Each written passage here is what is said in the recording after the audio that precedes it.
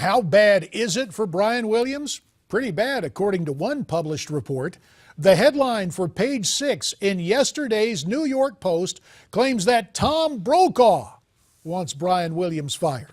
If the former anchor of NBC Nightly News wants his successor to get pink-slipped, then executives at 30 Rock have had their world rocked and must be on red alert. Now, you'd think the Peacock people would be red-faced, but again, this is NBC, and it is Brian Williams we're talking about, and heretofore he has pulled in ratings. So those ratings may keep him in the catbird seat, or at the very least, in the anchor's chair. All of this stems from what was supposed to be a clarification that Williams himself offered Wednesday evening on Nightly News. On this broadcast last week, in an effort to honor and thank a veteran who protected me and so many others after a ground fire incident in the desert during the Iraq War invasion, I made a mistake in recalling the events of 12 years ago. It did not take long to hear from some brave men and women in the air crews who were also in that desert. I want to apologize. I said I was traveling in an aircraft that was hit by RPG fire. I was instead in a following aircraft.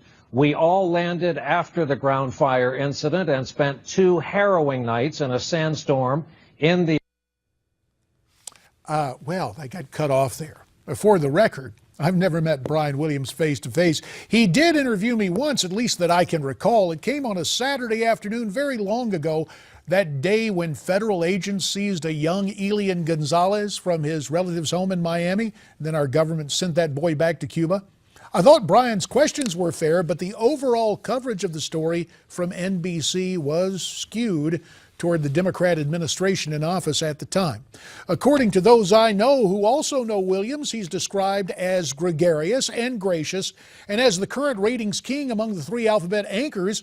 Other outlets within the dominant media culture are spinning their coverage to give him benefit of the doubt. For example, the Washington Post posted this story yesterday afternoon: the science behind Brian Williams' mortifying memory flub. Seems the Post used this as a twofer, excusing not only Williams, but also Hillary Clinton for her claim of coming under fire while flying into Bosnia back in the late 90s, a claim that earned her criticism on the campaign trail in 2008.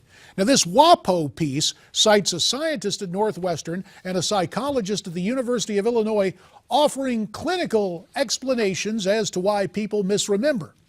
As for me, there's a far simpler explanation. What's the motive? If the inaccuracies involve self-aggrandizement, a scientific explanation cannot explain away human nature.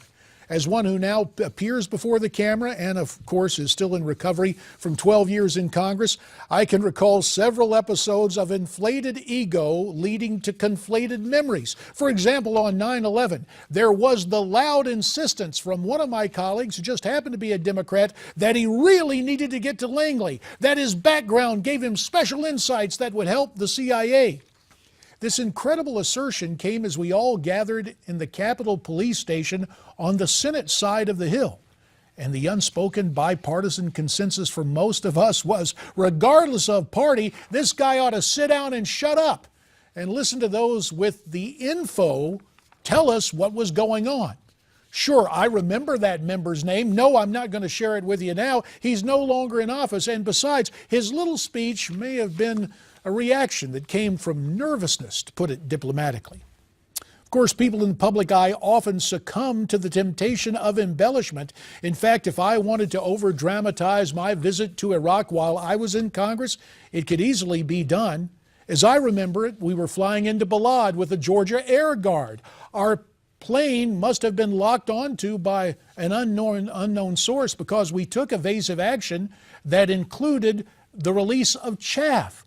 We were not fired upon, as I understand it, but it certainly made for some nervous moments. Now, I could really make that incident sound like a big deal, but that would be a disservice to those who really were in harm's way and encountered situations far more dangerous on a daily basis.